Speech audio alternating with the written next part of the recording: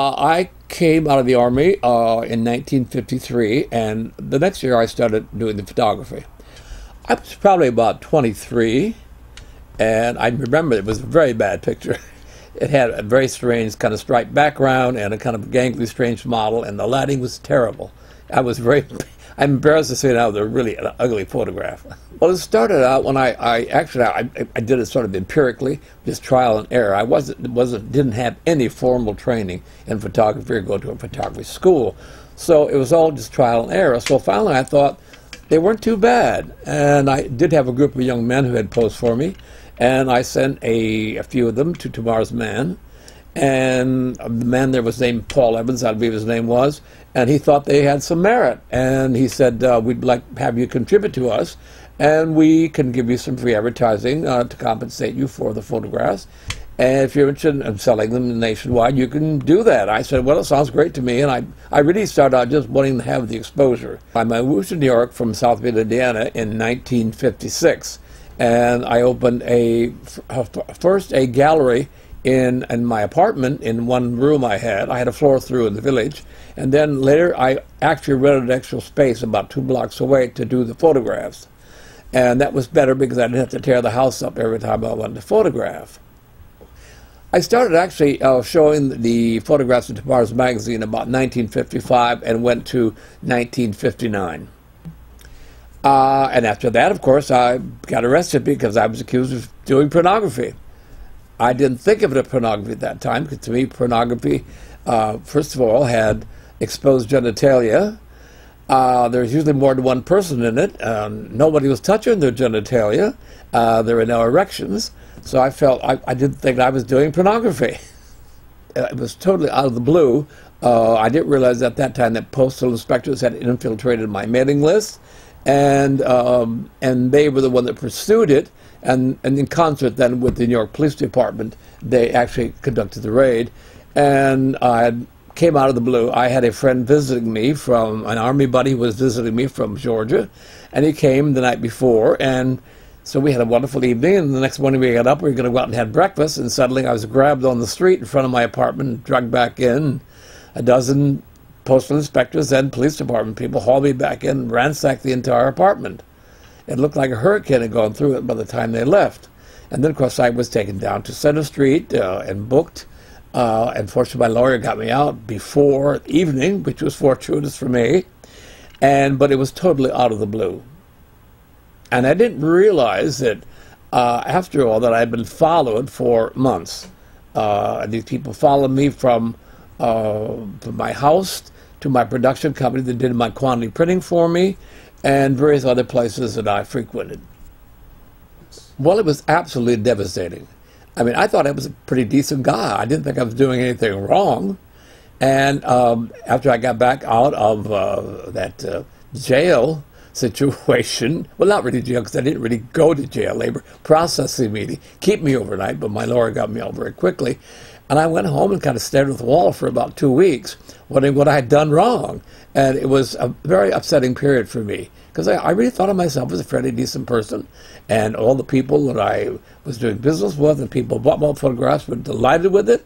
And those were halcyon days for me. I had a wonderful time. Around you. Well, I have to say my friends were all very supporting, and they rallied around me and were very helpful.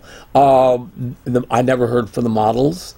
After that, some of my friends at a party might drop sort of, kind of disparaging remarks, but for the most part, people were very supportive of me.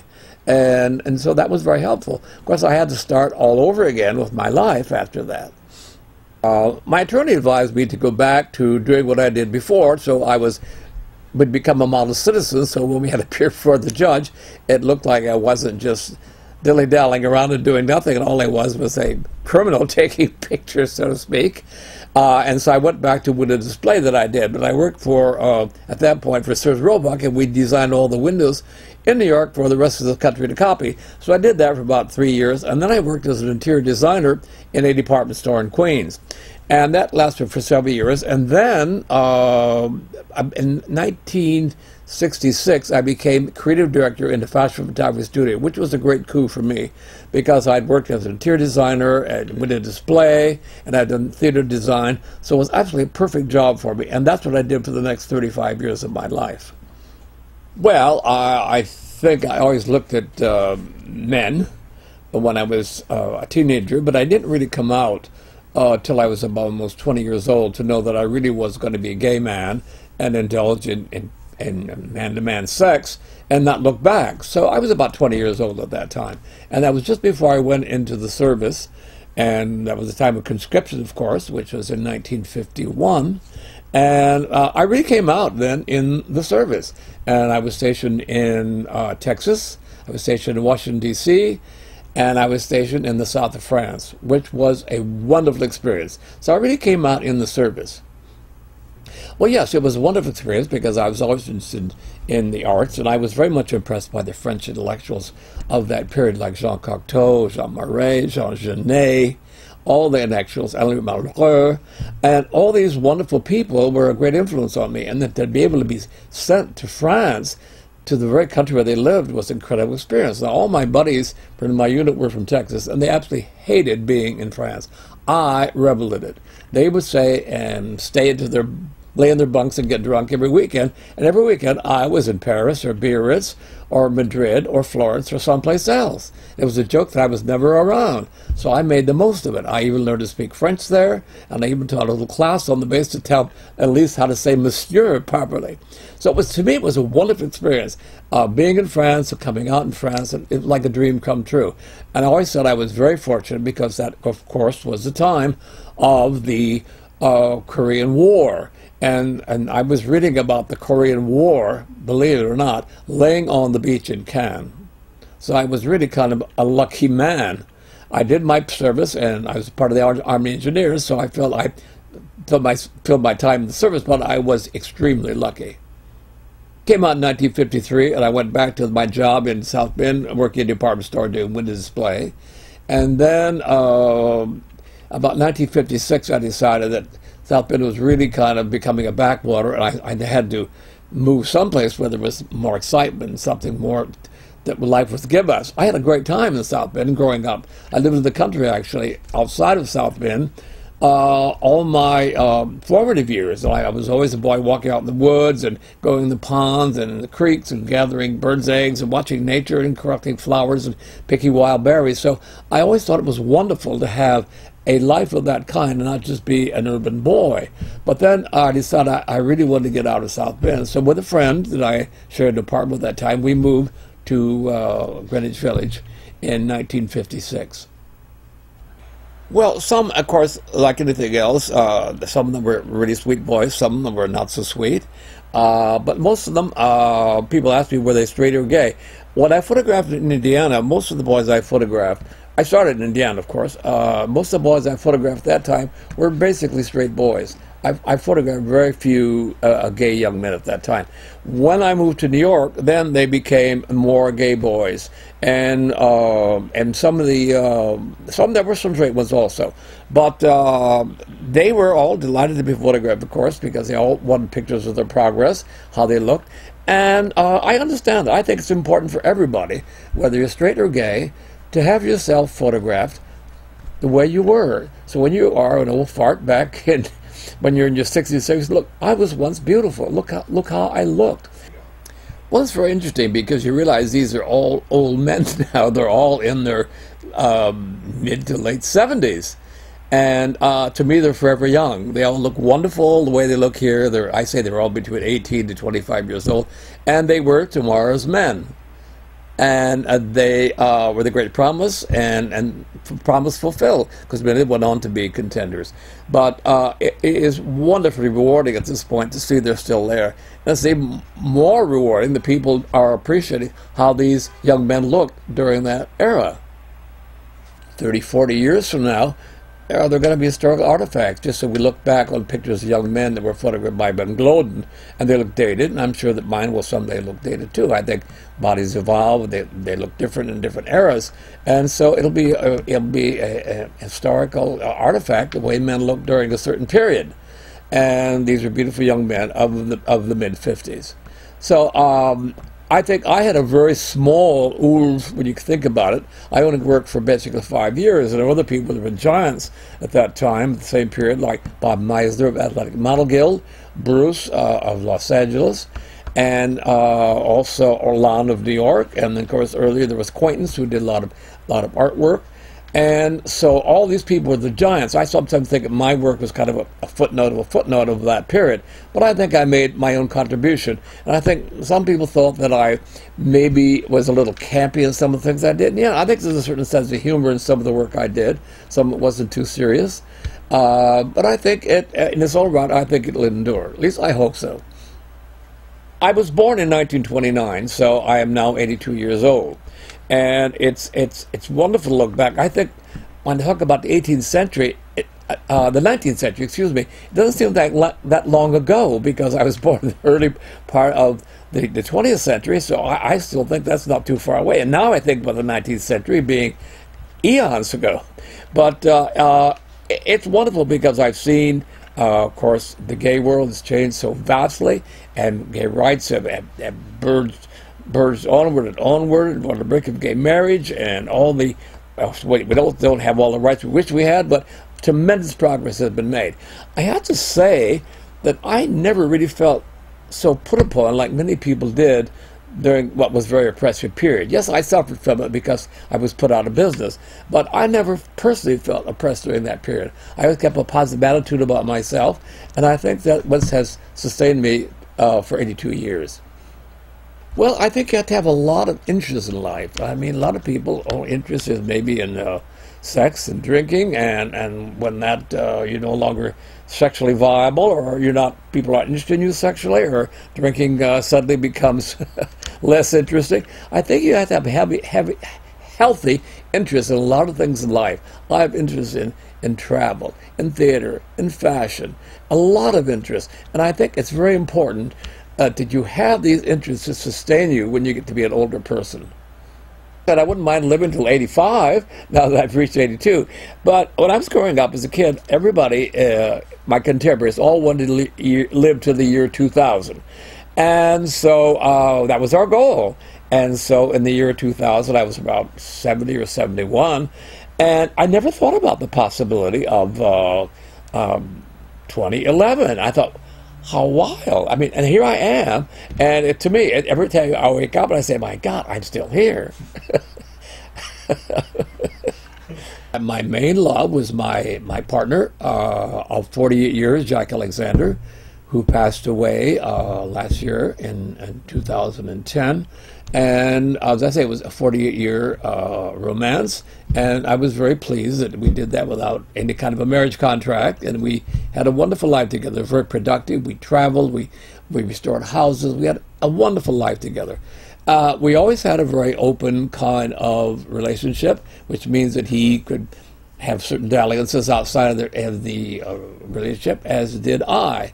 So there was not any great hypocrisy about saying I'm being absolutely faithful, which was wonderful. To me, it's hypocritical to tell somebody you're absolutely faithful and you're having a monogamous relationship when you're really not. So that was really the basis of success of our relationship that lasted 48 years. I'm very proud of that. Well, having my work revived after all these years, 50 years in fact, has been wonderfully rewarding. It started in a very small way. A friend of mine called me and said, John, do you know, a young man has a blog that has some of your photographs on it. And it states the photograph was taken by you, but he wasn't sure whether you were still alive or not. And I said, well, I guess I have to answer it. Does he have a web address? And he said, yes. I said, I will contact him. And so I did. And the most amazing thing that turned out of all this was the fact that he lived 13 miles away from me in the next town. I live in Palm Springs, and he lived in Palm Desert. The man who could have lived anywhere in the country. So we met, and we chatted about that. He's an incredible young man who has a incredible knowledge about bodybuilders, photographers, magazines of that period, almost encyclopedic knowledge. And we became very good friends, and I had then decided maybe we should do a show. And he said, John, I think we ought to. So the only person I know that had a gallery was Rick Castro, has the Antebellum Gallery in L.A. And I approached him, and he said, yes, I thought it'd be a good idea. So that was our very first show, was in 2010, was at the Antebellum Gallery in L.A. And we had a wonderful opening. I modeled, I hadn't seen in 50 years came.